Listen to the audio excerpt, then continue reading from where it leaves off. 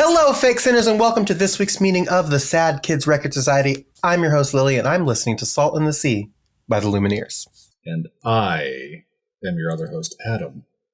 And I have been listening to Midwest Swing by the St. Lunatics. But we'll tell you about that later. For now, let's drop the needle.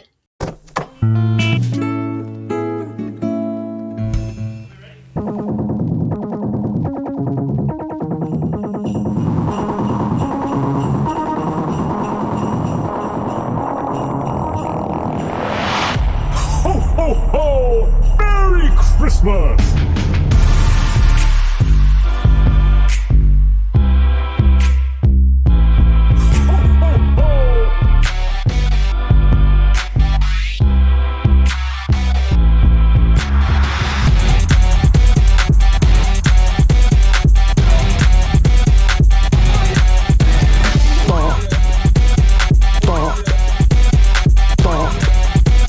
This is a bop. Christmas! Hello, everybody. Welcome to, I guess the first episode of Sad Kids Record Society, but it's the Christmas episode. We don't fucking talk about the Christmas episode. No. Keep it secret, keep it safe. But that's what it is.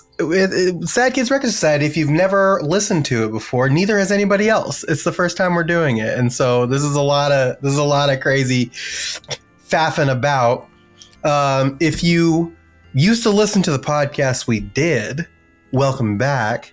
Merry Christmas. It's good to have you here. You know what's about to happen, generally speaking. Or maybe not. We're mixing it up. If you're new and you've never listened before, welcome in. Merry Christmas. This is a special episode that we do, and we're coming back. We'll talk about all the other random stuff later.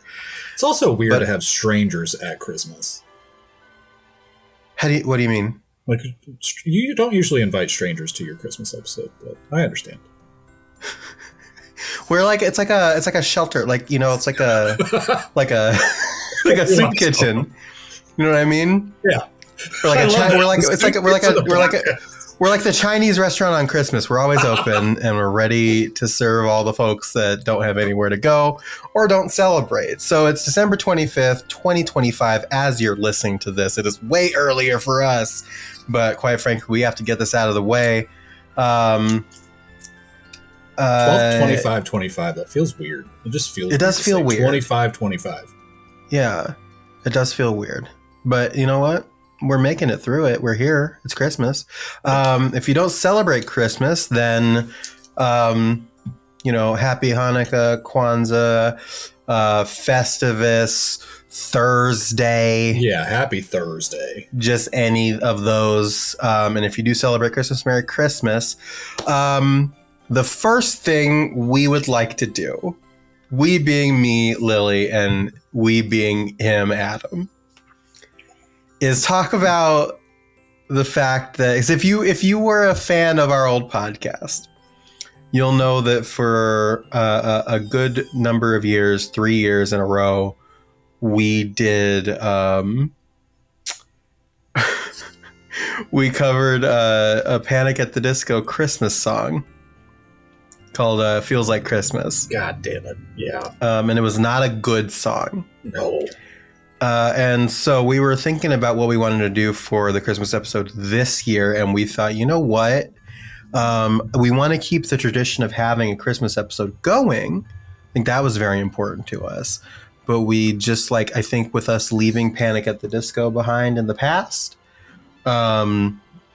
probably.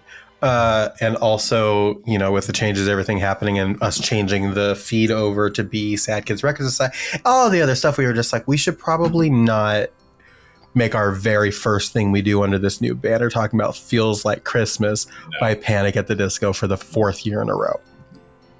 I don't know if we could survive.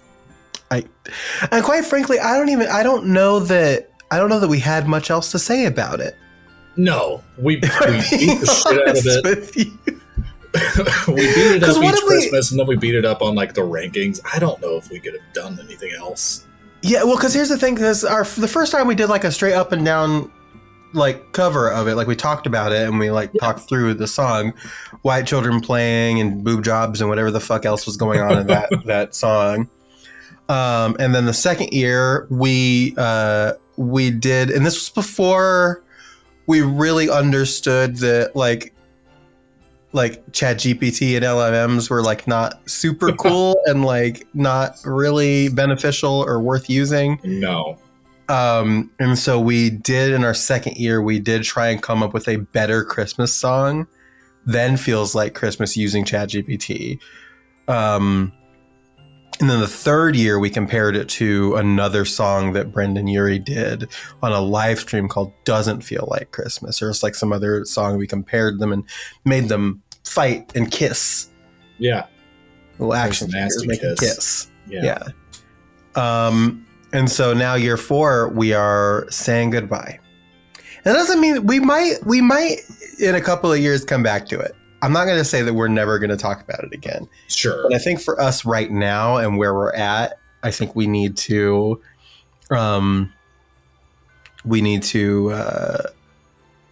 really just leave it behind. And so, yes, if you're a new listener to Sad Kids Record Society, this is the first time you're listening to us, there is lore. And we promise that it's not going to be, we're going to make it as unalienating as possible. Yes. Please don't Reddit us. There is lore, but please do not Reddit us. Yeah, please don't. Do not post this shit anywhere. Things that we don't want happening on this podcast. Redditing, please. Twittering, please no. Shipping, absolutely not. No. Never. But how you doing? No, you wish. You wish. Before we talk about what we are going to talk about on this here Christmas episode, Adam, can I tell you that we were making fun of this before we started recording, but for those watching the video, because this is a video episode, the hood up over the headphones, it does look like you have like Rasta. A little bit. Dreads a little bit because of the quality of your camera kind of blending stuff together. Yeah. Are you cold? Like why is your hood up? I just generally, if I have a hoodie on, it's almost always going to be I'm the guy that makes people feel uncomfortable when I'm the only person that walks into the store with my hood up. And they're gotcha. Like, is he going to do something bad? Yeah. You look like the type. Yeah. I mean, I do, which is bad because the soul does not entrap that as well. Like my resting bitch face does not do well. He's really on one here. Well, yeah. So it is, in fact, Christmas, like we said, and so we wanted to do something. Like I said, we're kind of moving away from that one song, thankfully, and we're coming back to do kind of like every Christmas episode is going to be something different now. And we're going to kind of talk about like Christmassy themed things, specifically music. And we decided, and if you listen to our little preview episode earlier in the month where we talked about like changing the feed over, you'll know this. But if not, welcome to the news that we're talking about. All I Want for Christmas Is You by My Chemical Romance. This song actually fucking rips. It fucks hard. Yeah. Oh my. It fucks pretty hard. Merry Christmas. No shit. It fucks hard on Christmas. It's wild how fucking different this feels. Yeah. Late September, you're going to have a baby because this fucks hard. What is that? Another baby hit the towers? Oh shit. Stop. That reminds me, I have a video that I need to send you. Oh, hell yeah. When you say something like that and then the other person says, oh, that reminds me, probably not a good thing. We're great. But that's just kind of how everything kind of has to be. Yeah. So the reason why this was actually an Adam idea. So to give credit where credit is due, Adam was just like, should we talk about this? And I said, you know what? Yes, we should. And that was kind of the impetus. Sometimes my bad ideas are good ideas, like even us starting this fucking podcast. Yeah, because we're here because Adam had a dumb idea 3.5 years ago. And that's the consequence. I have to suffer those consequences now. But yeah, so we're going to talk about that, and the reason why it was a really good suggestion. Literally, the impetus was just like, hey, should we talk about this? Because I was like, what should our subject be? What should we talk about? And he sent this, and I was like, oh, are we leaving Feels Like Christmas behind? And that was literally all I needed to see to be like, nope, let's do it. Yeah. But it's also thematically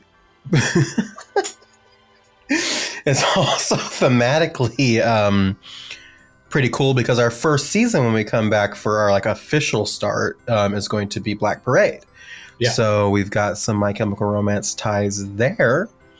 And we would like to talk about this song. And we might talk about like more than just this. Because it is in fact a cover of All I Want for Christmas Is You by Mariah Carey. So we may talk about that song. We may talk about other Christmas songs. We may talk about what have you. But we are going to talk about this. So I'm actually impressed. Like, we went to the mall yesterday, just Gabe and I, because we wanted to get out of the house and do shit because it's like 38 degrees here. At least it was yesterday. So like, let's just go be mall rats for a little bit. Yeah. I am shocked at the lack of Christmas music that I actually heard in any store. Really? Yeah. Like, it wasn't because the place was like ripping and roaring and busy and you couldn't just hear the radio in each store. Like, it just either wasn't present or I was so just zoned out that I didn't even acknowledge. But I do not recall hearing any Christmas music yesterday. Yeah. Like, we went to Costco, PetSmart, like a few places, and it was like, there is a very distinct lack of holly jolly going on right now. It's interesting too, because like, so, I don't know if you're even playing, and quite frankly, because of how early in the season we are recording this episode, I don't know how it's gone, but I play this game every year called Whamageddon.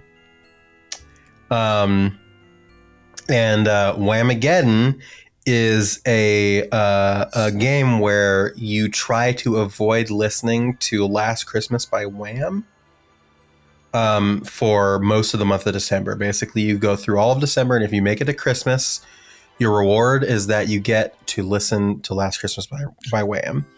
And if you don't make it through Christmas, your punishment is that you get to listen to Last Christmas by Wham. Not much of a punishment, IMHO. Yeah. And yeah, I always like, we've been doing a lot more stuff. We've been going to like holiday lights, and me and Chelsea have been going to holiday lights and like going to the mall and like doing shopping and stuff for the season. And I haven't like, golly, I got some stuff stuck in my throat. I would have expected to hear it by now. Sure. And haven't, which is very strange to me. Everybody's playing, that's why. Yeah, I guess. I don't know. Globally, the decision has been made to just save it until Christmas. So, yeah, I don't know. What right now, the lady members of your family are in Hawaii. Yeah, they get back tomorrow. Yeah. It looks like they've had a hell of a fun time. Yeah, it seems like it. There's like the Polynesian Cultural Center that they spent almost the entirety of Friday at.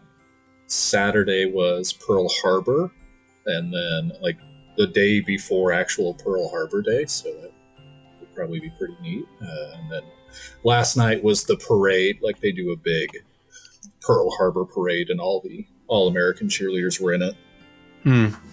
So, all right. I'm ready. But now, and you're stuck in Kansas with your beleaguered boy child, right? And 38 going to the mall weather. In 38-degree weather. Yeah. Yeah. So I'm sure same difference, right? I've had a lot of alone time, like sure, which I don't mind, but after like a couple of days of that, I'm like I'm ready, because then like Friday evening he had shit. Saturday he was gone all day for a tournament. And then yesterday was probably the most like actual together time that we've had and all that. And I was like, yeah, I want to get out of the house. I want to go do things. I want to actually spend time, not just be alone. Yeah, you do go a little stir crazy because Chelsea will like go on pet sits every so often. Yeah. And what'll wind up happening is she has to go to work so early that she goes to work, and then when she gets off work, she has to go straight to the house to watch the dogs or the cats or whoever she's babysitting or pet sitting, and then that goes on for like a week. And so I just don't, and sometimes like periodically I just won't see her for a week, and it's like, at first it's like, oh yeah, independent, and I get to like do whatever, and then like after like day 2, it's just like, yeah, I miss my wife. Like, I don't know. We're real like wife people here. I think a lot of other podcasts that people could listen to be like, oh no, my spouse is gone. I can fucking order out. I cannot wipe my ass for a week. Like, it's just like, move on. Like, that's problematic. If you think, if you just think like enjoy your spouse. Spouse being gone means you can't wipe your ass for a week. I think you got bigger problems than not liking your spouse. That's a psychosis thing, man. You're generally a dick and have bad hygiene. Yeah. I feel like boomer and Gen X humor is like, oh, my wife's a fucking bitch. And I don't get it. My grandpa had so many shirts that was like, forget the dog, beware the wife, and like all this other stuff. It's just like, they thought that like that was like peak comedy. Yeah. Like, insane to me. So this person who saved my life and gave me children, fuck them. Mm-hmm. It's just like like I don't mind like a day or two or a couple of days like separated, because they, you know, absence make the heart grow fonder, and like, you know, but like there's a certain point where it's just like I did pick this person. Yeah. And I would like to be around this person. So. Actively interested, but you know, years later, not anymore. No thanks. Yeah. Get out of my life. Yeah, no. No. So, yeah, like, but whatever. I have not cooked a meal, so there is that. I'm a very good spaghetti maker, but that's like it. Like, I'm not skilled or gifted. I can grill some shit, but I'm not going to go freeze my nuts off to grill some meat. Yesterday, we actually got the Costco Alfredo, and mid-bite, I find a fucking whole-ass wishbone. I was like, what the fuck? Why is there bone in my chicken Alfredo? I mean, ostensibly from the chicken. I mean, like, right. Here's the thing. Like, if I'm of two minds of like finding a bone in a thing, like, because it assures me that yes, it's real chicken. Yeah, it's not the Campbell's chicken soup meat. Yeah, yes. I don't eat that shit. That's for poor people. 3D printed meat. Yeah. I don't know if y'all heard about that, but the CEO of Campbell's was heard on tape saying that his product was 3D printed meat and it was for poor people, and he doesn't eat that shit. So whatever.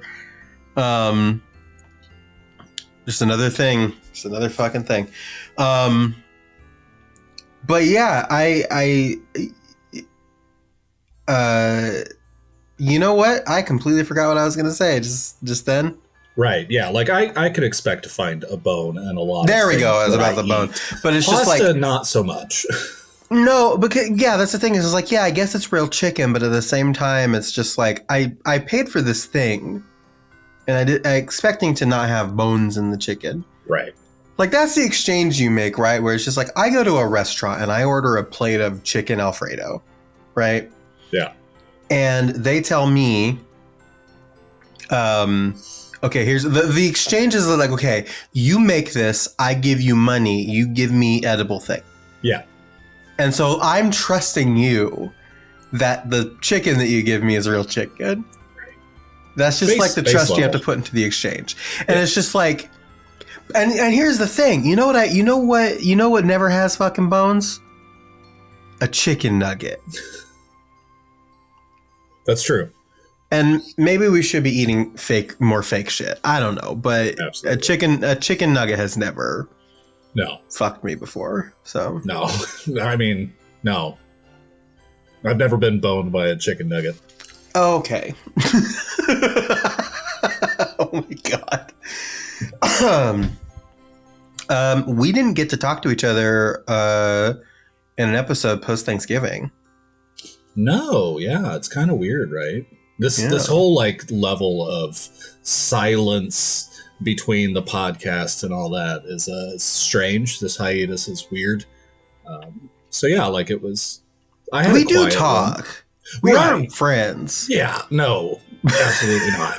But just like in a discussion like this. Yeah, no. Because of course it's not a real conversation unless we talk about it on air. Absolutely not. No, it's everything else is fake. Yeah. Mine was quiet. I mean, we just went to the Arc City family as we do. Aurora had work, so that was kind of weird, like not having one of ours. Of course, we stayed too late, and too late for us is like, it's 5:00. It's getting dark. We gotta leave. We gotta go. So there is that. We gotta go. I don't know. Like oddly enough, my arm felt sore. They like to play just catch with a football, and after like 90 minutes of that straight, fucking my arm was like the next day, just like, what did you do to me? Yeah, I bet. Noodle man. Yeah, right. How was yours? Good. It was just me and Chelsea. We just kind of stayed in and didn't go anywhere, but we cooked everything. Like we cooked like it was the first time we've ever done everything like by ourselves. Yeah. So I dry brined a little like a 6-pound turkey breast. I made some mac and cheese. I made some mashed potatoes. Chelsea made some green bean casserole and like a nice peanut butter chocolate pie and like a little like mocktail. And it was a really, really great Thanksgiving. I saw we watched Stranger Things. Food. I would have ate the shit out of that green bean casserole. Yeah. Of course, like you picked the green bean casserole out of all of those things because you're white as fuck. Yeah. Well, I'm like a side guy too. Like when I make a Thanksgiving plate, it's like sides are the first layer. Like it's just one thing, and then all the meat gets kind of like stacked on top of that. I do want to throw out there that I did also say mashed potatoes and macaroni and cheese. No, it's fine. I just need green bean casserole. It's all right. You're a hater. But anyway, this is not about Thanksgiving. It's about Christmas. Yeah. Ooh, funnily enough, real quick, I won something at our brewery's bingo night right before Thanksgiving. Oh. And normally, like, their prizes are brewery, like, merch and shit like that. Like hats and stickers and cups, glasses, all that kind of shit. Nope, not this time. And Adam won. Their selection was trash. But with it being right before Thanksgiving, of all of the things that they could have, they had a casserole dish container. It was like a travel bag for a casserole dish from the Kansas Lottery. So somebody has a gambling problem. They should get that. So there's that. But it was like, you know what? Of all the fucking things, we're actually going to use this. Like I could get weird puka earrings and all this other kind of like shit that literally nobody in this house would use. But like the one time that we need this is in 2 days. Hell yeah. Yeah, we'll take it. And it's got like the lining inside, so it's, you know, it kept it all nice and warm and shit. Like I was happy. Will I ever win bingo again there? Never. But the one time. You want something useful. Can't love to see it. Yeah. All right. Well, Christmas. Well, as you're listening to this, I'm in Seattle, Washington. Where are you? Oh, shit. I think, actually, Arc City again. I mean, we'll be in good old fucking South Central Kansas, small town. Yeah. Yay. Yeah. Cost less money, though. That's for damn sure. I'll tell you that much, because, golly, plane ticket plus just buying things in Washington. Right. Like, but it'll be fun. I'm excited. Yeah, I don't mind a quiet Christmas. Like, it's my dad's birthday that day. He's Jesus. I don't know if I ever told you that. Yeah, Jesus. So I'm sure he'll be around or something like that. But it's odd. Like, he knows my family, of course. Obviously, it'd be weird if he didn't. And then he knows my wife's family because, like, all Arc City located, like, the origin story of how everybody kind of ties together is weird.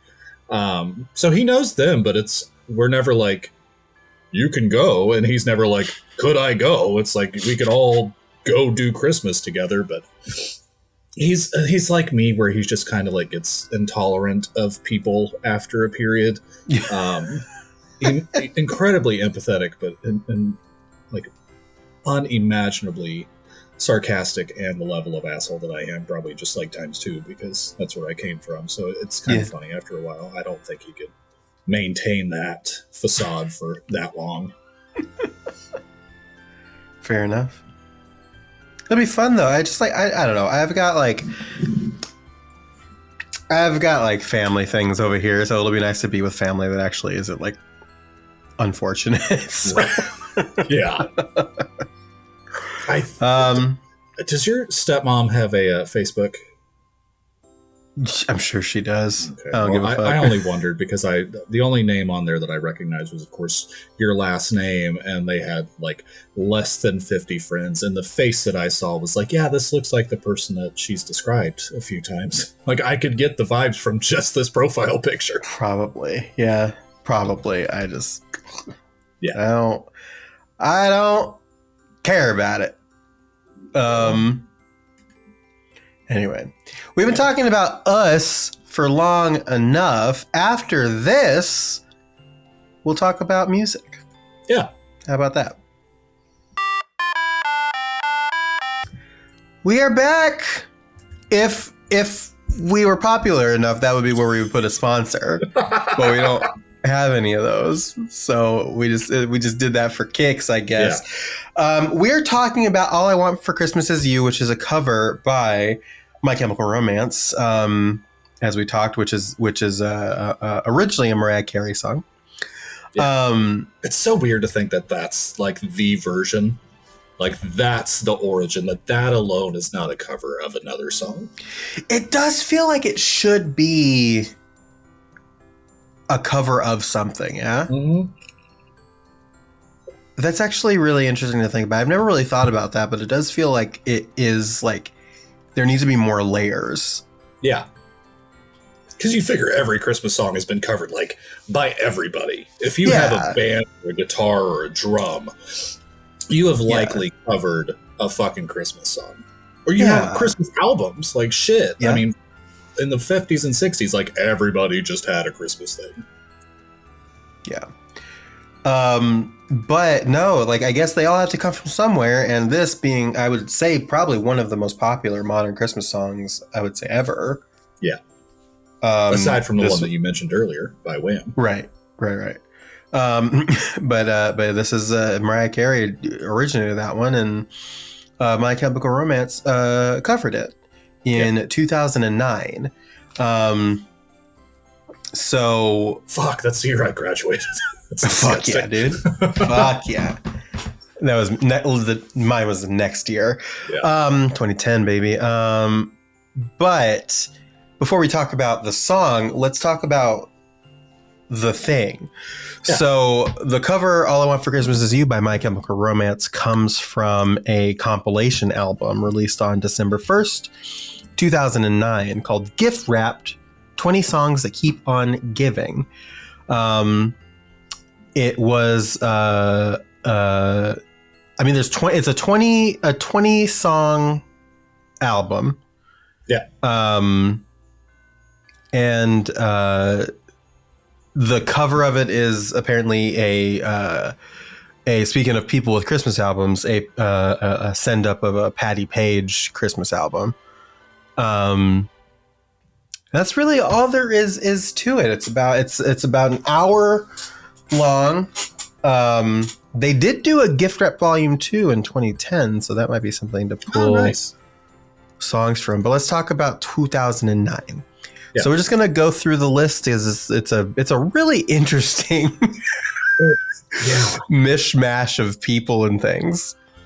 A lot of these don't make sense together, but I mean, here we are. So we're starting off with "Let It Snow, Let It Snow, Let It Snow," the live version by Michael Bublé, leading into "All I Want for Christmas Is You" by My Chemical Romance. What? Such whiplash already. So we're off to a great start into "A Change at Christmas, Say It Isn't So" by the Flaming Lips. Okay. Sure. At This Time of Year by Nikki and Rich. Walking in the Air, which is the Snowman song, if you've seen that, by Foxy Shazam.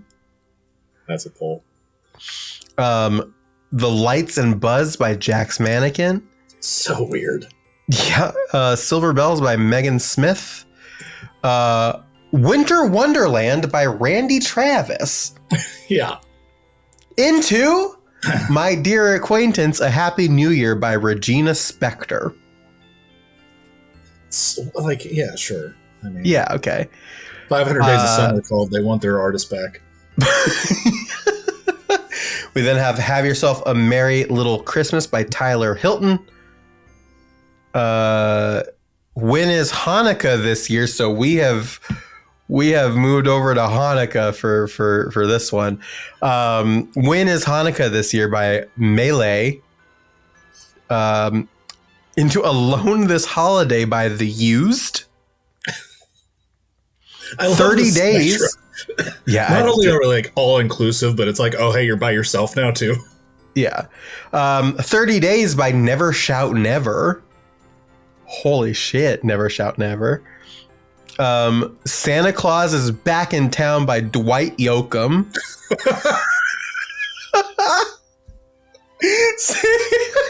I might have to listen to this. This all sounds so fucking scary. I think I might have to, because there's like a couple more in here that are just like, oh, okay. Santa's Lost Mojo by Jeremy Lister. Merry Christmas, Here's to Many More by Reliant K. Fuck that. Who I Am hates who I've been, that's for sure. Yeah. Another cover of All I Want for Christmas Is You by Whitney Duncan. So they had to do one for the emos and they had to do one for the country folk. Yeah. How do you think this goes? They're like, no, we've already had this once. No, I need this. This is the only one I know. Yeah. You're a Mean One, Mr. Grinch by the Brian Setzer Orchestra. Silent Night by Blake Shelton. Oh, jeez. And featuring Sheryl Crow. Featuring Sheryl Crow. And rounding it all off, 20th song, Deck the Halls by R.E.M. God, what the fuck? Thank you very much. So you got Michael Stipe singing Deck the Halls, hanging out in there. So yeah, we got that's a lot. That's me in the corner. That's me underneath the mistletoe. Decorating for Christmas. God damn. Good. But yeah, so it's a very eclectic Christmas album. We'll say that for sure. But we're here to talk about the first cover of All I Want for Christmas Is You by My Chemical Romance, and let's just kind of get into it and talk about like the vibe here. Because the way that it starts out is you've got the very like calm piano, and then Gerard Way comes in doing it at his Gerardiest wayest. And he's like doing his thing. Yeah. And like like doing his like stuff and like moving up and down the bars. And then it gets to the end of like that first little bit of the chorus, and it's just quiet. It like everything is silent. Yeah. And if you've never listened to us on a podcast before, you have to understand that I'm a big fan of quiet into loud. Yeah. And then it just kind of like goes insane.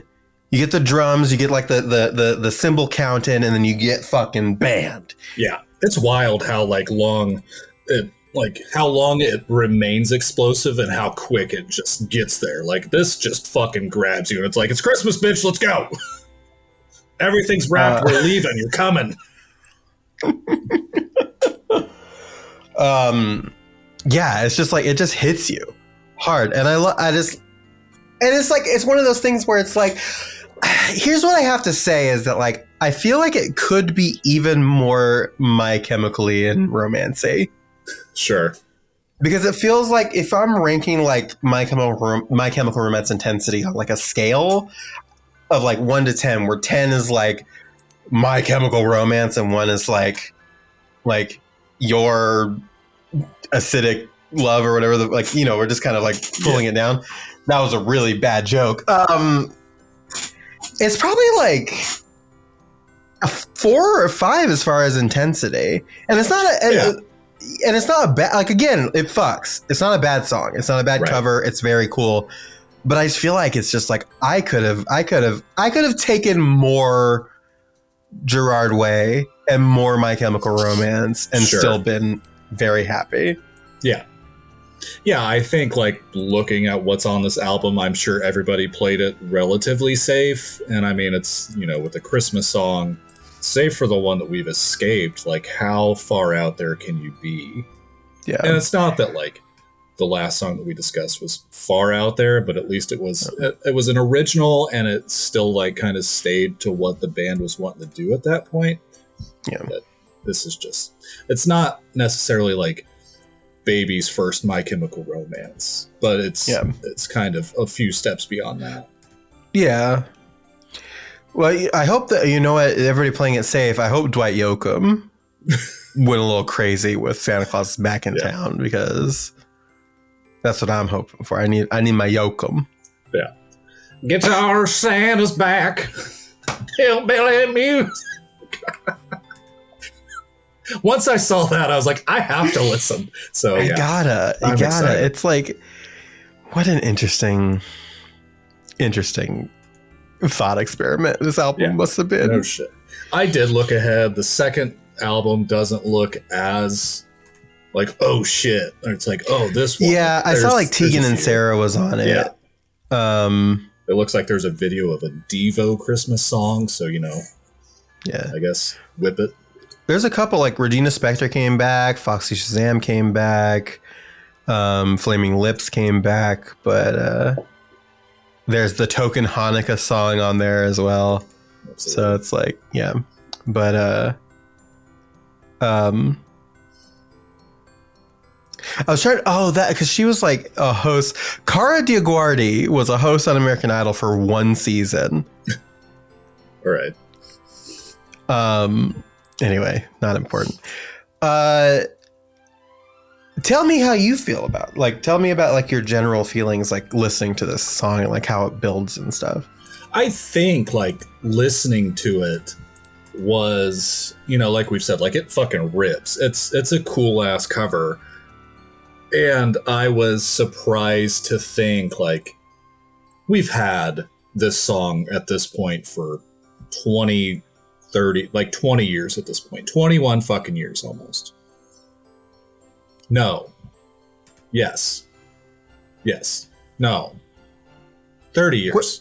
What are you? My math isn't mathing. What are you trying to say? Like we've had the original version for 30 years at this point. Yeah, 94. Yeah.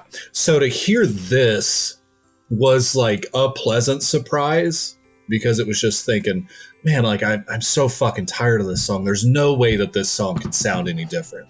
And based on some of the covers that we had talked about on our previous iteration of the show, it was like covers vary. Like you either have really good covers or you have really bad covers. Or you just have like boring covers that don't do anything. Yeah. The problem I think with and I think they struck the balance here really well. The problem with covering such a famous song is that you can't go too weird with it because people are going to hate it. Right. If you go too weird with it, but you also can't go too safe with it because people are always going to be like, well, I mean, why not just listen to the original? Yeah. Right. And I think they went just far enough over the line that it still retains the charm of the song. Agreed. While also feeling like their song. Yeah. I mean, like the thing about All I Want for Christmas Is You is like, this is the national anthem of Christmas. Right? Like, This isn't just like a baseball or a football game where you can have a different artist go out there every time that you're going to throw the ball and sing the national anthem and be like, we'll see what we get. it's this artist. Are they going to hold the highs high? Or are they going to go low with the lows? What the fuck are they going to do that's going to make it different? Yeah, I mean, are you going to get Fergie singing the national anthem? Yeah. Like, what are we going to get here? So, like, I think when you see My Chemical Romance covering All I Want for Christmas Is You, you're like, that could be really fucking bad. Like, what version of My Chemical Romance do you get? And I think for it to be just, like, out there and explosive definitely was a good choice. They definitely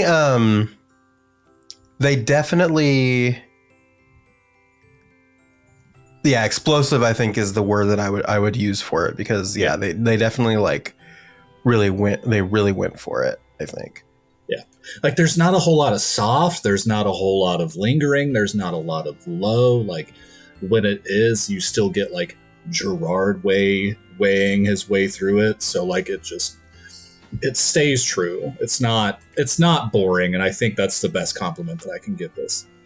Yeah, and also like the time this album came out too, I think this is like the year before Danger Days came out, so we were a little far removed from Black Parade. We were kind of like approaching the end at the time for what My Chemical Romance was. Yeah.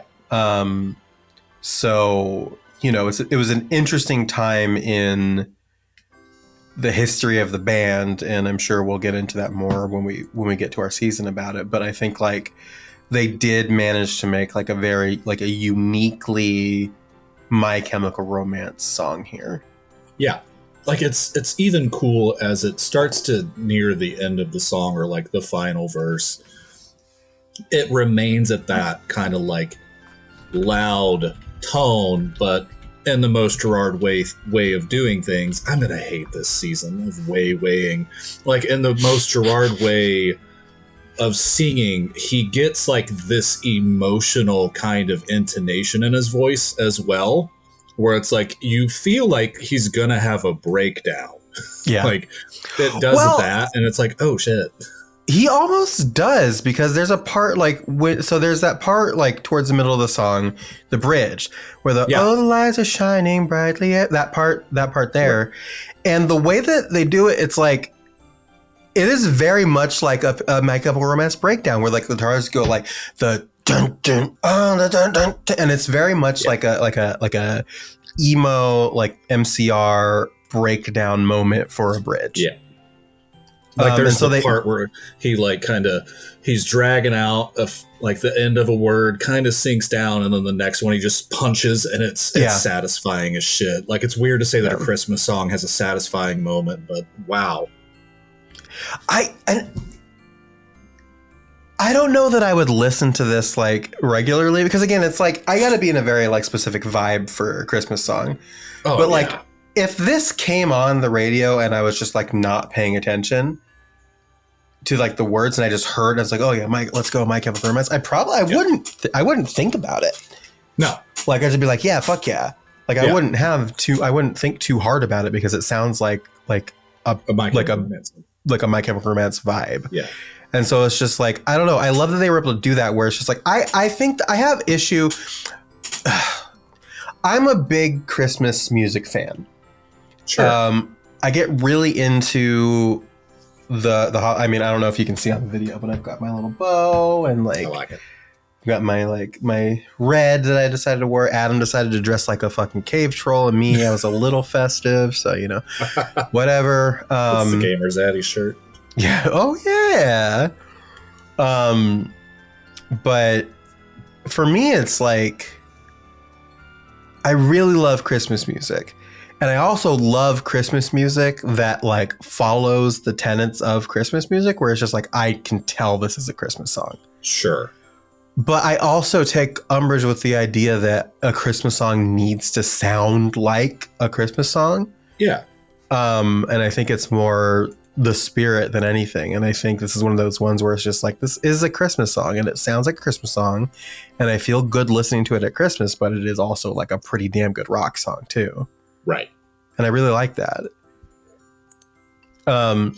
Yeah, this is kind of one of those songs that I think if you were sitting in a restaurant and this was on, just playing in the background, you would probably just peg it for like a My Chemical Romance song. until you heard the lyrics and you're like, oh, this is a Christmas song. But otherwise you'd just be like, cool, it's just like rock music that I know, and it's just playing through and all that. So yeah, I think. No, go ahead. Finish your. Like I've stated before that my literal favorite Christmas song is "White Christmas" by the Drifters, and that's one of those that like doesn't sound like a Christmas song, but like it's so stuck in my mind that I'm like, this is ostensibly a Christmas song.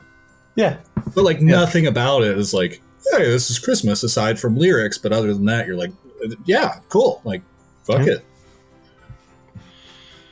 Middle fingers to the law, baby. Yeah. As it continues, so you've got the like kind of like the breakdown of the bridge, and then it goes into like the last verse. And so the last verse is the I don't want a lot for Christmas. This is all I'm asking for. I just want to see my baby standing right outside my door, before it goes into the chorus. And that's that part you were talking about where it's where he starts singing, and it's like the guitar is like really kind of like the low guitar, and he's singing low. And again, I love a punch like that where you get that last line and he just goes, standing right outside my door, and he whispers it, and then and he just like launches into the last chorus. God, what a cool, that's so My Chemical Romance. Yeah. It is so weird to think of what this band has done. And of course, the season that we'll start and talk about that album specifically. But like, for all of that, against this is kind of a strange trajectory that's like impressive. I mean, it's, again, like, this could have sucked. I'm so glad that it doesn't suck. Yeah. Like, it's so fucking interesting that it's not garbage. I think I like when things that I like don't suck, and I think that's just like a really like pretty simple way to look at it. But it's like, yeah, I really like it when the things that I like don't suck, and it's like, I like Christmas music, and I like when it doesn't suck, and I like music in general, and I like when it doesn't suck. And it's just like, this is like one of those things where it's like, I can just have my cake, eat it too. Yeah. It's just everything that I could possibly want in a Christmas song. And again, like I know I said at the top where it's just like, it could have been more My Chemically in that way, but also it's like, thinking on it, it's like, I think it treats like, it's the handshake of emo My Chemical Romance with Christmas, and I think they meet in the middle in a really respectful and like pretty cool way. Yeah. So I really don't have a complaint about it so much. I could jam this. I jam this. I do jam this. I like it. Yeah. Like, if I had a Christmas playlist, this would be on it. You know, this followed by fucking Paul McCartney, I guess. Like, I don't know.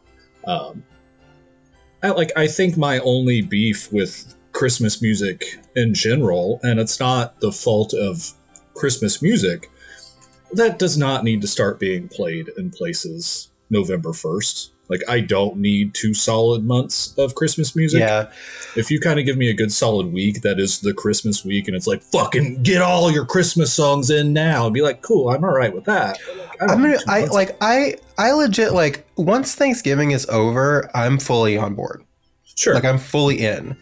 Like, literally, we had Thanksgiving, and then we didn't do like Black Friday shopping, because fuck that. But we did go to like some Christmas lights stuff on that Friday, and it's like, I'm in the spirit. Like, once I'm done with Thanksgiving, sure.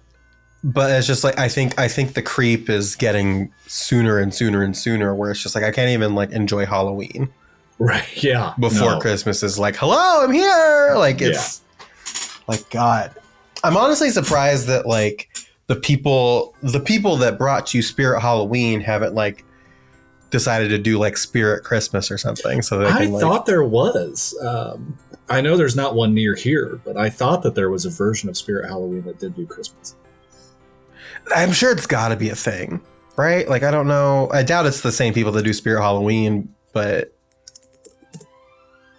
like, I feel like it has to be. Like, that would make bank, right? Because like Halloween is obviously like Spirit Christmas stores are seasonable. Seasonal pop-ups by the owners of Spirit Halloween. Really interesting. I wonder if we have one. Hold on. Spirit Christmas, a unique shop. Yeah. Okay. Let me see. Let me find a store near me. Yeah, this is what this podcast is about now. Oh, there's none by me. Fuck. You bitch.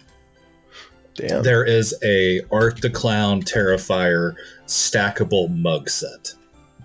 Oh, okay. That's Spirit Christmas? That's Spirit Christmas. Damn. They're kind of like Christmassy. They've got special handles and all that. Well, there are certainly none near me, so... No. Interesting. Well, where? Yeah. Now I'm confused. Is this like where? They're everywhere and nowhere. Oh, okay. Here's an article from the Today Show. Spirit Christmas stores are back. Here's where they're located. Let's see. Come on. There are 2 in Connecticut, 1 in Delaware, 3 in Illinois, 2 in Indiana, 1 in Kentucky, 1 in Maryland, 2 in Massachusetts, 2 in Michigan, 1 in New Hampshire, 1, 2, 3, 4, 5, 6 in New Jersey. Damn. 3 in New York, 2 in Ohio, but nowhere close to me, and 4 in Pennsylvania. Damn. That's a random collection of states. Yeah, what a random spread of places. All right, well, now you know. Yeah. If you live in those places, go. To put a little pin in it, Adam, I guess we never do rankings or ratings. Sure. Yeah. Or like a tangible score of things, but what would you get? I'm gonna give it I'll say a hippopotamus out of juggling. How does that sound? I think that would be perfect. That's a pretty good score, I think. Yeah. I think I'd give this out of your entire CD collection, the one that has the slightest amount of scratches and skips at the most inopportune moments. Yeah. But you can forgive it because it's it just kind of adds a vibe to it. You kind of sooner or later get used to and then you just kind of move on. Yeah. I give it the crackling sound of a really well-loved vinyl out of 10. Sure. Yeah. So that's that. That is All I Want for Christmas Is You by My Chemical Romance. And when we come back, we're going to have some programming notes. It's exciting.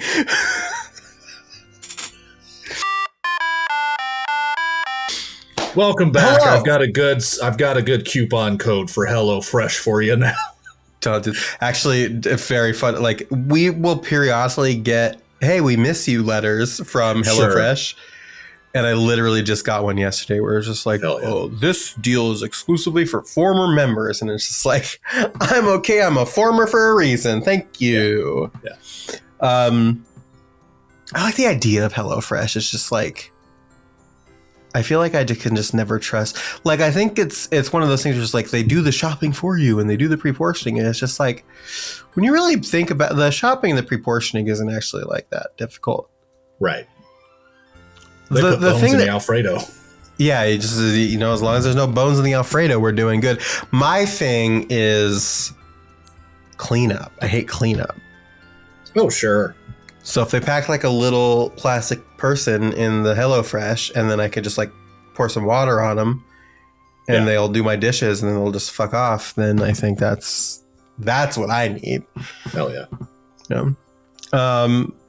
So programming notes, again, this is our Christmas episode. We don't talk about the Christmas episode. Our first episode is coming April 7th, 2026. 2026 is what I just said. Okay. You know. I'll allow it. April 7th, 2026, which is a Tuesday. A Tuesday's fucking our day. Tuesday. Fucking Tuesday, innit? That's our day. We just alienated every British person that might possibly watch this. Sorry. Although the Irish contingent are loving the British slander, though. So I do love the fact that we're a Tuesday-centric podcast, but then the Christmas episode really just comes in and it's like, guess what, motherfucker? We'll see you whenever. Day. I wonder, like, I don't know, when is the next time a Christmas is going to fall on a Tuesday? Look at, like, it would be hilarious if it was just next year. It's not. I did look. Oh. I just don't know when it's going to be in, like, we're going to be dead. Like, it's like, yeah.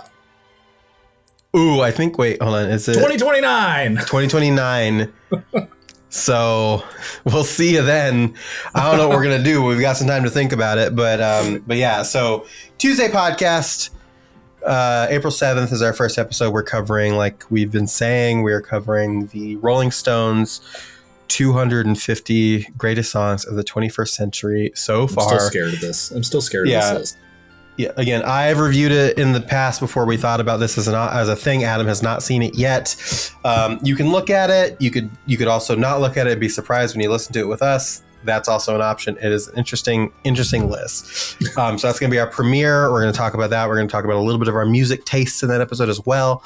And it'll be an exciting time. And then following that, we're jumping right into our season 1, which is, as we mentioned, The Black Parade by My Chemical Romance. So we're going to be covering that. Something that we did decide in between the last time you heard the podcast and right now is that we've got a lot of stuff that we want to cover. Yeah. Tons. And just tons of stuff. And so we were mapping out the seasons of the podcast and we realized, we're not going to get to this like iconic album for like 3.5 years, maybe longer. And so we're going to structure it very specifically, but there are going to be some episodes where we do start doubling up again, where we talk about like 2, maybe even 3 songs on an episode. But we have a plan for like what that structure is going to look like so we can give love to the songs that they deserve in those episodes. Then there are going to be the really big ones that like, okay, we need to give this an entire episode and like give it its breathing room. And so like Welcome to the Black Parade is going to be its own episode in case you were worried about that. So stuff like that. And we're going to play with the idea as we go, but we're cutting like months off of time to get to things by doing it this way. And we've definitely shaved off like a year. Yeah, at least a year. Yeah. So, and we've got plenty of stuff to cover. Don't worry. So we're not really ever going to run out of shit to talk about. I doubt. No. Real quick, I think as we kind of like introduce this version here on Christmas, and we've shuttered Adam and Lily at the Disco, as you do. Mm-hmm. Real quick, the stats like are wrapped, I guess, if you will. Are we allowed to talk about that? We don't like Spotify. We're gonna ignore where it comes from. Okay. Wrapped as a central idea now, I guess. Discord does it, of all places. Everywhere's kind of doing it now. Yeah, YouTube did it, and it's like, hey, you like video games and music videos? YouTube, like, I fucking do, bitch. YouTube did it once, like 5 years ago, and then never did it again. So I'm really stoked that YouTube did it again because YouTube is like my primary media consumption platform.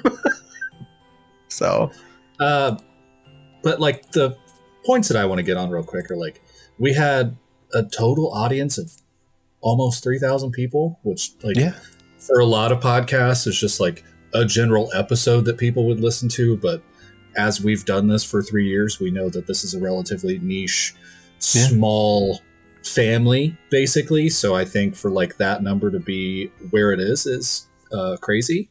And we were in the top 10 shows for 225 of those 3,000 and top 5 for 176 and number 1 for 63. So like that's a cool lot of Yeah, that's a lot of people. Like, Yeah, why are you listening? yeah, no, don't ask them that, because then maybe they'll realize, oh, I don't know, and then they'll stop. Yeah. Don't want that to happen. No, it's remain to be incredibly appreciative for everybody that's ever listened. It's incredibly cool. So and hopefully, as the podcast grows, like, hopefully if you're listening to this and you've never heard Adam and Lily at the Disco before, hopefully Sad Kids Record Society will be for you. We're really excited to bring the new hotness out to the world, and we're excited to kind of keep going. So April 7th is that first premiere episode. Then we're going to do our season on My Chemical Romance, breaking down all that stuff, and we'll talk about like the schedule for that, and like what's combined and what's not combined when that season starts. We are rounding out of that by taking a week break. And then going into what we're calling our deep cut, which is kind of like a single episode about a topic in music that we just kind of want to talk about. It doesn't have to be about emo music or pop music or anything like that. It's just going to kind of be what we want. And so our deep cut number 1 is going to be Kinky Boots, the musical. It was something that we always wanted to talk about on the previous version of the podcast, never got around to. So we're going to do that now. We're going to take another break after that deep cut of a week, which is going to be the normal cadence. And then we're going to get into season 2, which is Brand New Eyes by Paramore. And that's what we've announced so far. So we will announce seasons as they come going forward. But we wanted to kind of get you hyped for the first, 6 months of the podcast, I guess. I don't know what it's going to wind up being. So. Where the show's going. You mentioned earlier that this podcast has lore, and it's going to be interesting as we move through it. And if we gain any amount of continuous popularity, I cannot wait for all the people to come into this little house and try to keep up with the in-jokes that live here. I can barely keep up with the in-jokes that live here, quite frankly. So I don't know how they're going to stand a chance. I mean, the problem is that like we do the thing, and so we have to have bandwidth for doing the thing, right, as well as living the thing. Whereas they just have to listen and live it, and so they have a better chance of remembering than we do. Yeah, I don't remember half my bits, man. That's show business, baby. That's just all it is.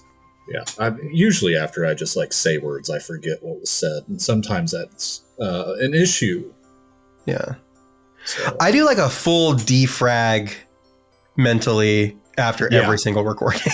Like I shove it out of there.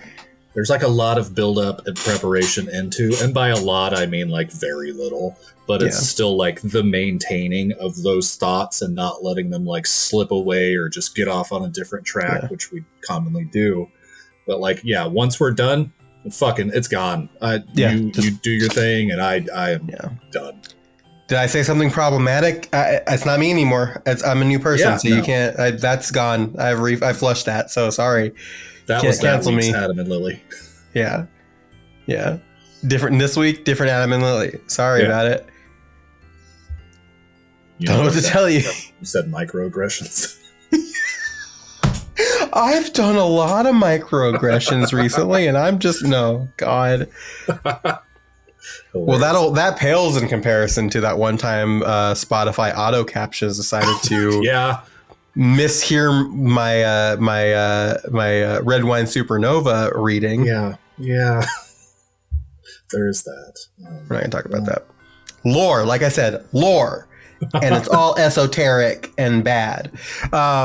It's all dependent on where you ingest this podcast from too. You'll get different things in each place. Yeah. Absolutely. All right, we're going to take one more bump, and then we're going to talk about our newest segment. Yeah, I see. Talk about saying shit.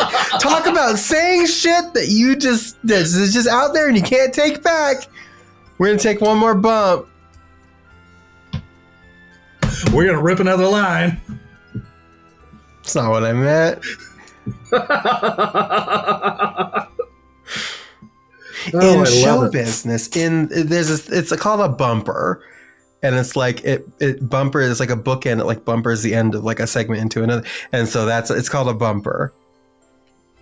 And so I just said we're gonna take another bump, and that's just kind of what it shaked out. We're gonna take another quick break to hear from our non-existent sponsor, and we'll be right back with our newest segment. So we mentioned up top when we introduced the episode, we were listening to something. Both of us were listening to something, and that's going to kind of be a new vibe for this podcast. So every episode, we're going to take a few minutes at the end to talk about something that we've been listening to, and we're going to kind of give each other some space to talk about those things and give us again, it could just be anything, but it's just what we're vibing with that week, and we're gonna give some love to some things. So I introduced the podcast. So Adam, why don't you tell me about what you're listening to this week? Yeah. So as I said, I'm listening to Midwest Swing by the St. Lunatics. Yeah. This might be yeah. Now, if I don't know who/what the St. Lunatics are, why don't you give me a very brief rundown? The St. Lunatics is a lovely little group of rap stars. It's a hip hop group based out of St. Louis, Missouri. Mm-hmm. So if you know anything about me, Kansas guy, fuck Missouri, but like this is probably one of the coolest things that has come out of Missouri to me. I just think having a popular rap star that was Nelly or like was popular at one point. This is just like encapsulates 2001 in a lot of ways. Like this is just early 2000s hip hop bullshit. Nelly being the biggest one from this. Murphy Lee is also here. Keywan was one that like ran around with a mask most of the time. I have a picture of me in a St. Lunatic shirt from when they were in Wichita, probably like shortly around 2001, 2002. You didn't even say the best one. Yeah, who's that? City Spud. There is City Spud. Because what a great name. What a great name. City Spud, Ali, Keywan, Slow Down. I mean, this also famously fits into the part of early 2000s hip hop where artists were also very good at saying their names in songs. Like that way you actually knew who it was. So that's always fun as well. But I don't know, like, you know, you and I have talked about this. My grandma just passed away within the last week. And this Dead album, Grandma Club up top. Yeah, right. Yeah, I'm now grandparentless, so that's fun. But like this album, I'm sorry. No, you're fine. You have to cope with humor sometimes. Absolutely. Yeah. The Free City album had came out, and in like the early 2000s, my family had a lot of family reunions. It was like a annual thing that we did. And there's songs on this album that your grandparents probably should never hear. Yeah. So there's a song on this album called Let Me In, and it is a highly sexual song, does not hide it at all. The lyrics are very on the nose in so many ways. But like, I just remember my grandma being oddly cool with it. Like these songs, it was like you don't necessarily think old people should really be vibing. Old white people necessarily would be key, major key right there. Would be vibing with early 2000s hip hop, but she kind of took to it, and like there was a bit where there was a gift exchange, and it was also my birthday, and like they're just in here, and my grandma is dancing to these songs. And dare I say, does some movements from Let Me In that are like, you probably shouldn't do that. A, your old B, family here. C, don't want to even think about this. But like, while that song's good, I think Midwest Swing, like having the word Midwest in the title, it's just like, hey, this kind of gives you a central area of what this is based on. And like through the lyrics of the song being hip hop stars that they are in an obvious, very white state, very white city, is it's such a cool check where it's like, yeah, you kind of actually get that this guy's like, song is fun, but at the same time you're like, yeah, no, you understand that this guy's probably also on the other side, like, what the fuck? Like, I don't like, it's so fun. I mean, I've had this song memorized for 24 fucking years at this point, and I don't know if it's one of those that I'll ever expunge from my brain. It's one of those that's a never skip. Like, my wife does not like hip hop songs, but this is a never skip for me, and I will always just let it play through. There's such a flow to it. I think like the problem with Nelly, aside from everything else that makes Nelly problematic, is somewhere he fell off making this kind of music and went into like the slower R&B side, and miles may vary. I'm not a big fan of that version of Nelly, but like Free City and Nellyville together, like at that time, I would have been convinced that guy would have just been like the most famous fucking rapper of that time period. Yeah. Obviously not the case. Didn't turn out to be. He was for a bit. But for a bit, like Nelly was huge for a good while. Did we ever figure out like what the whole tape on the cheek thing was about? I don't think so. Just a thing. That was like because that was the thing. It's like that was a thing that people did. Yeah. Like there were kids in my school walking around with like the fucking tape on the cheek for just because. Hell yeah. You know, his was like the Band-Aid on the cheek and wife beaters was like his thing. Really. Yeah. And like, you know, the closely shaved heads. So like he just, I don't know, like he was just a dude being normal Midwest guy that hit it rich, I guess. But yeah. You always think about like groups like that too, where it's like, so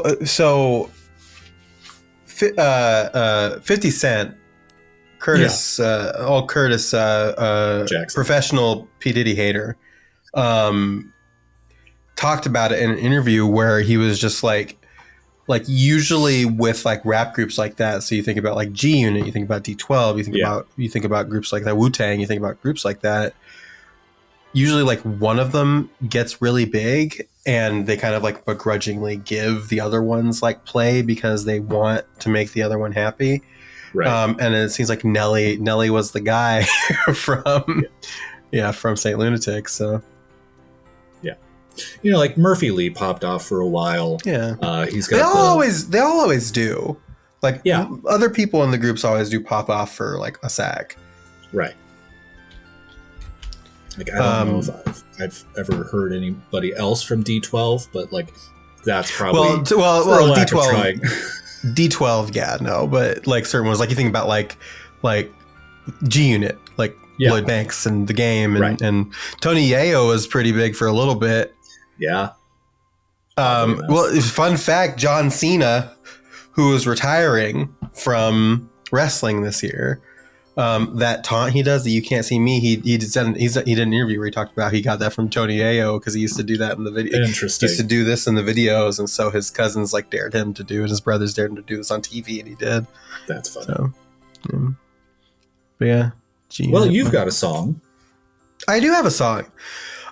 So my song is "Salt in the Sea" by the Lumineers. And really the whole album, so the album 3, which is the Roman numeral 3 is how it's stylized, by the Lumineers, is is one of my favorite albums of all time. It's on my top list. Because like I see a lot of myself in it. And it's like this like multiple act album about this like family that is like gone through some shit. Basically, that's like the quickest summary that I could give it.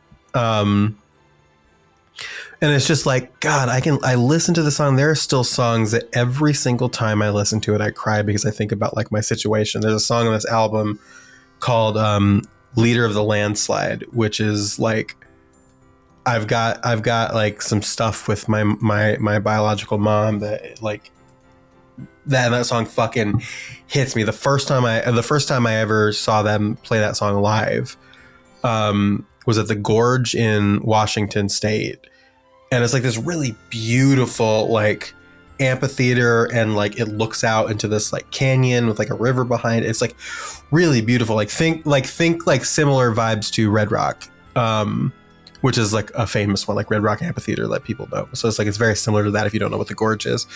But the first time I ever heard them play Leader of the Landslide live, I was like sobbing. Sure. It was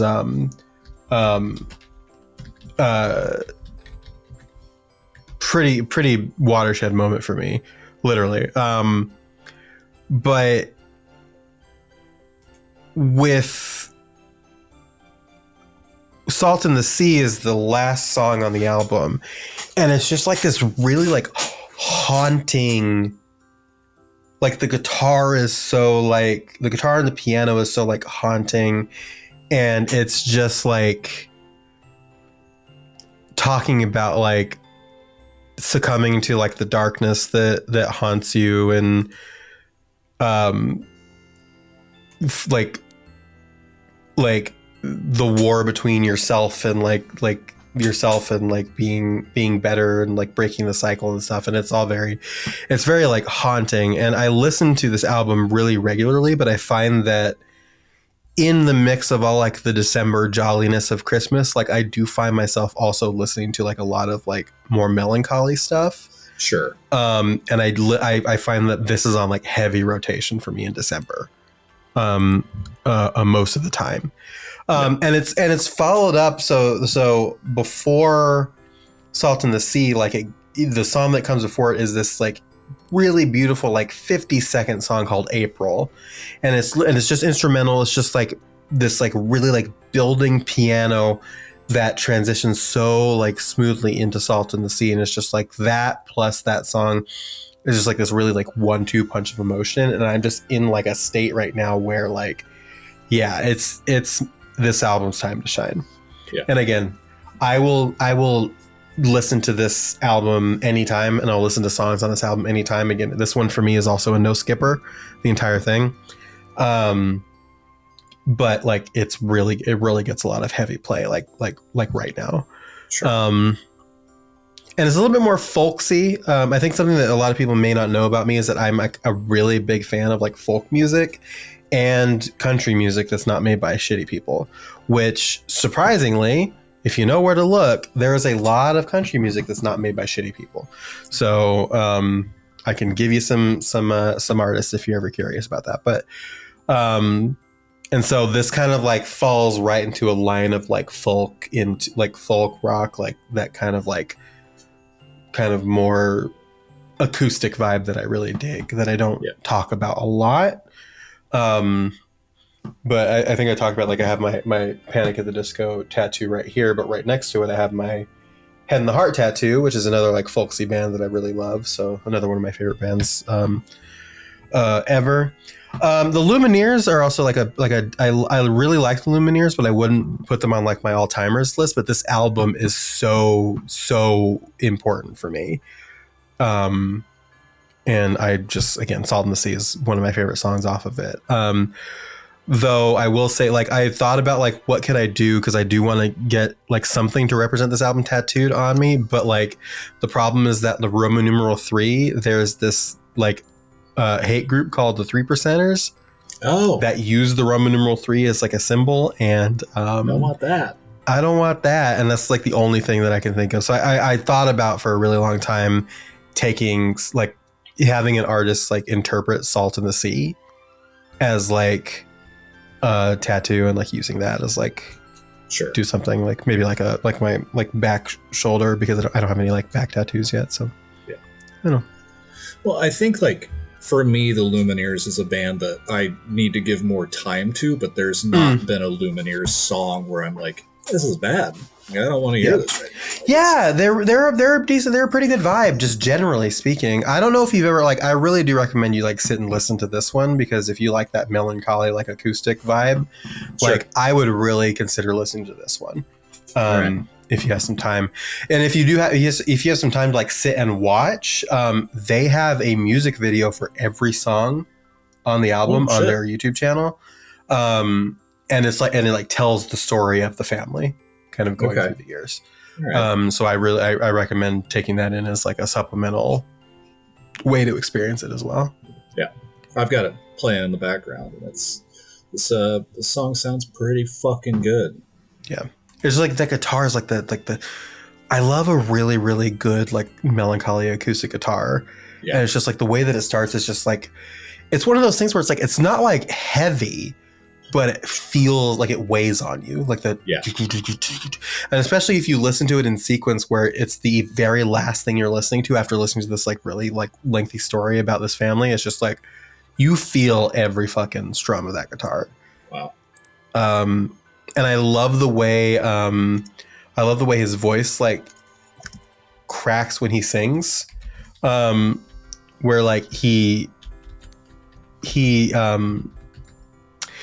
like I really wish I can't I doubt I could ever replicate it the way that he does it. But it's just the way he sings like the soul down the sea, and he like goes up like my voice is like not doing well right now, so it's even worse than it probably could have ever been. But well, it might help that you're not a trained professional as well, so credit where credit is due. Whatever. But yeah, the way that he sings, he being Wesley, who's the lead singer, it's just like the way that his voice, like I love his voice. Yeah. And the way he sings like the songs on this album generally, but on Salt and the Sea specifically, are like peak. So yeah, definitely big recommend this album and this song if you got it. Like the trajectory of the Lumineers is also interesting. I think to like get fame from Ho Hey and then proceed to make music that is not that at all is pretty good. I love that we also had two very, very contrasting songs here. Oh, I think that's going to be a running theme for this segment going forward. Absolutely.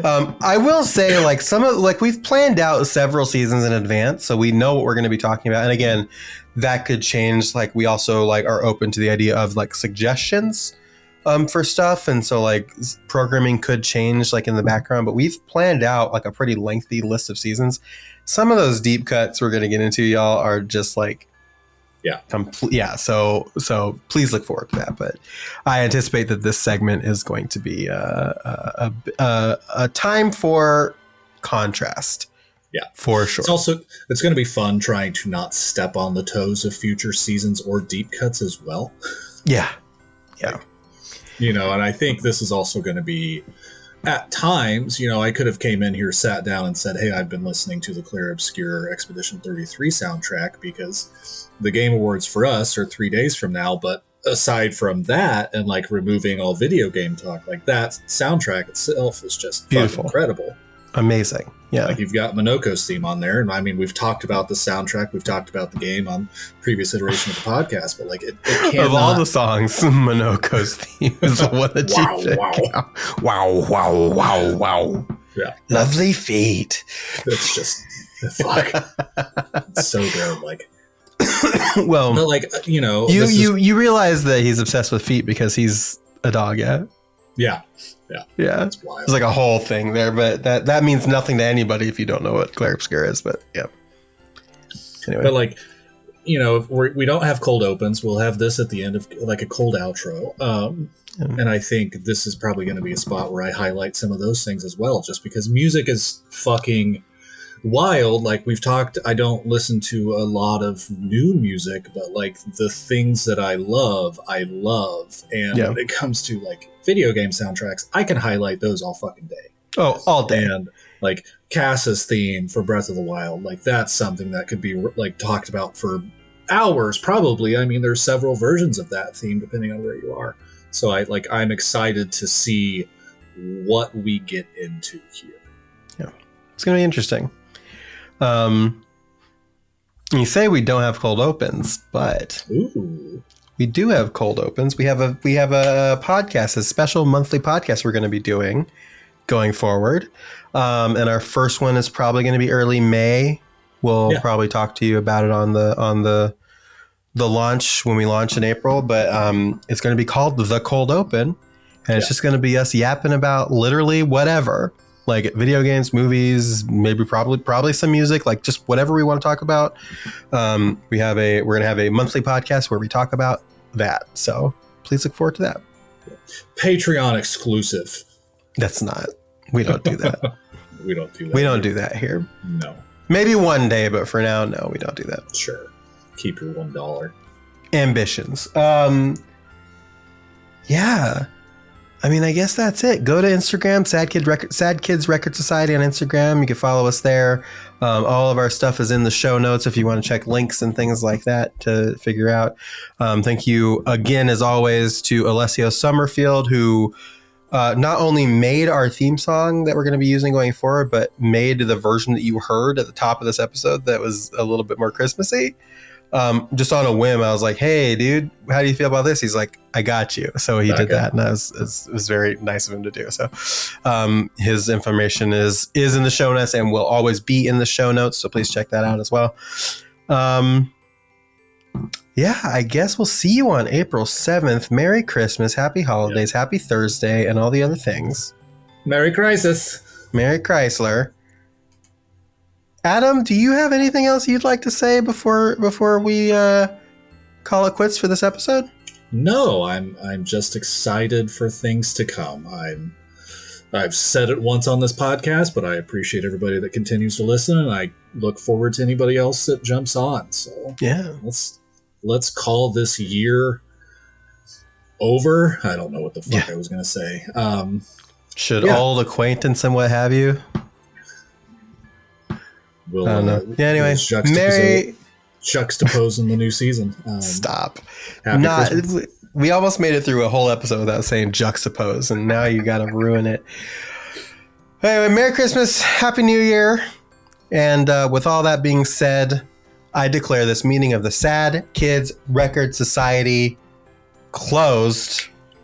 Love you, bye. Love you, bye. Did I listen to pop music because I was miserable? Or was I miserable because I listened to pop music?